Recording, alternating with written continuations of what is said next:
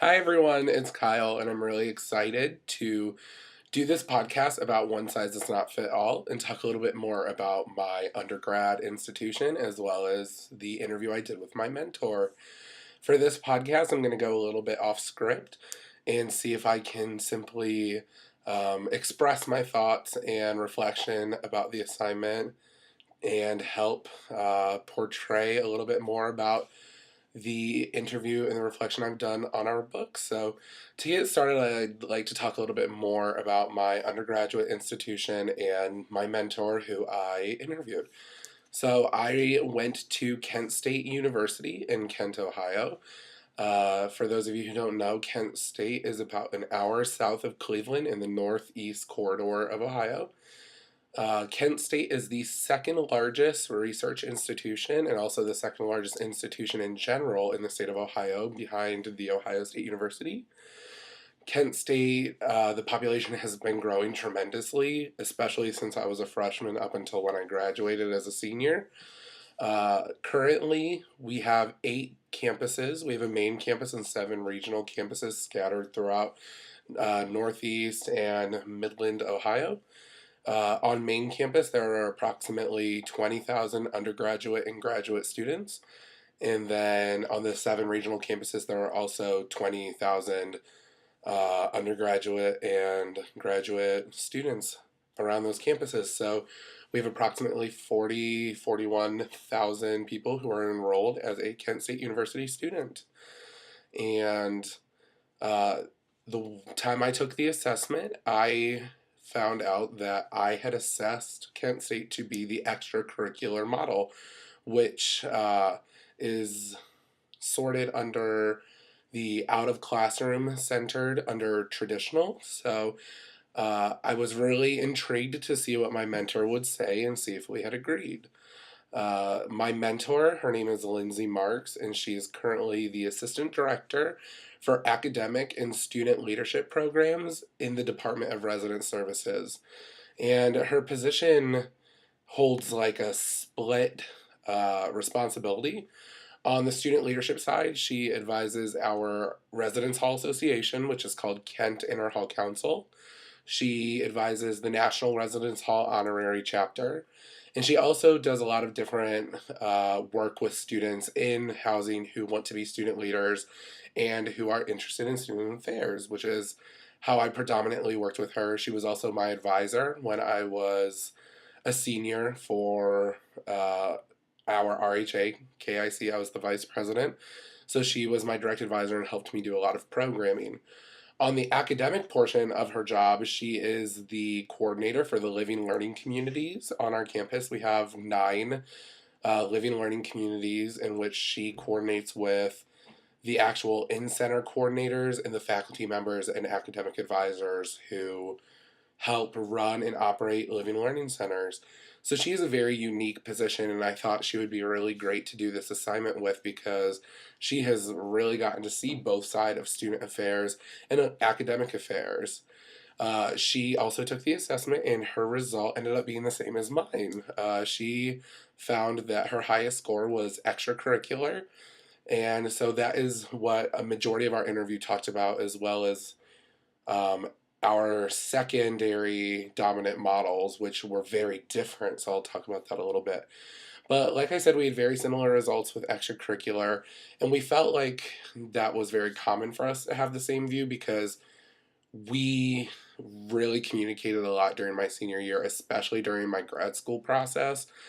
She was very open about how Kent State ran student affairs and why she thought it would be beneficial for me to see how other schools did it because I was a diehard Kent State fan. I wanted to stay at Kent forever. I would have worked there from being a student all the way up to the president if I could. So I was really fascinated by talking about, how we ran and why it's important to see how other people do it. But we considered us an extracurricular model strictly, not strictly, but for main reasons such as Kent State is very big on offering opportunities to apply what you learn into real life situations. We really do focus on the out of classroom learning where student affairs professionals really do become experts in the field so that they can lead students to become leaders. Another big piece we focus on is we really want students at Kent State to define and pursue their goals. And we want them to be similar to one another so that we can, group them together and help them achieve it as a team and as a collaboration rather than the individual.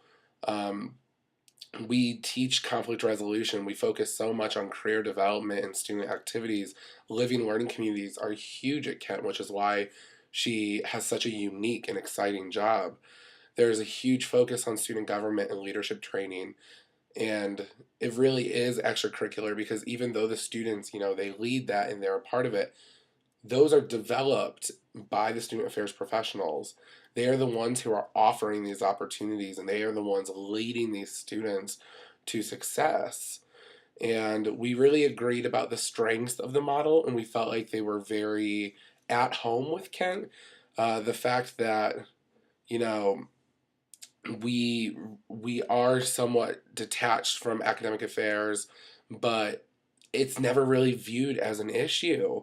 You know, she did think that the best way that Kent could, improve this model and maybe even move towards a different model is the integration that needs to happen between academic and student affairs. She says she feels like she used the metaphor of pulling teeth when trying to work with faculty for the living learning community because they do feel that it is our responsibility as student affairs professionals to do the out of classroom work. They are there to do their research. They are there to, teach their classes and grade homework. And besides that, student affairs professionals have a job at Kent because they need someone to do the out of class stuff. So we found that very interesting. She definitely says she thinks that Kent State is moving in a different direction, but I will talk about that at the end of this when I talk about the lenses that we use. Um, One other interesting thing I'd like to point out is how different our secondary dominant models were. Mine ended up being the co-curricular model, which is very similar to extracurricular. Instead of, extracurricular, student affairs has a mission and it doesn't really complement the academic mission of the institution, where in co-curricular, that does happen.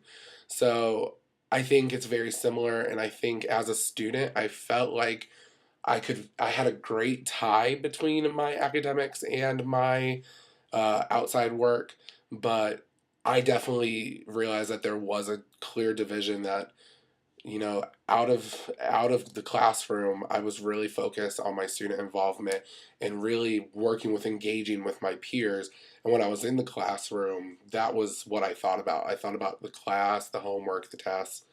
So her secondary models were ethic of care and student driven. They were tied, and that's very student centered. And that kind of takes us to the different lenses that we use.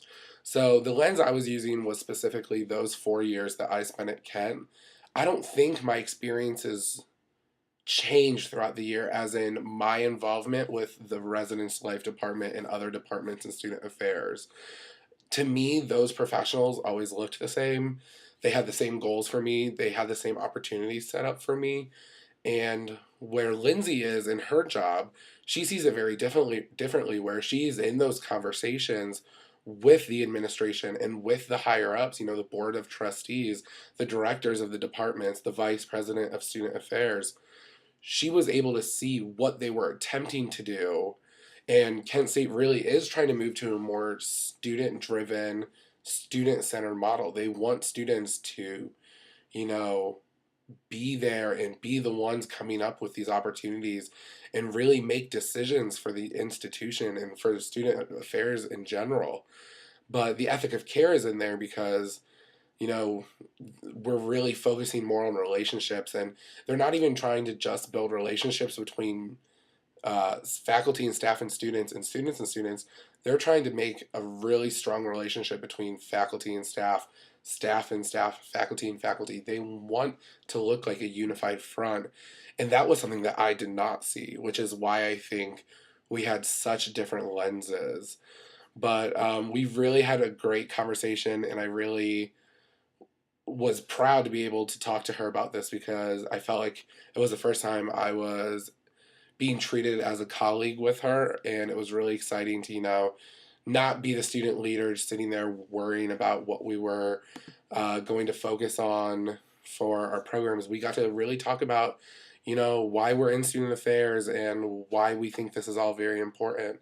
I'm really excited to see how Kent State shifts in their student affairs model, and I want to see if it really does change how student affairs is, presented and how it is practiced at Kent. So hopefully I'll be able to engage in some conversations with all of you about this. And I'm very excited to hear about your mentors and your institutions. And I made it through this video without having to stop. So kudos. Good luck, everyone. And I'm excited to see you all this week.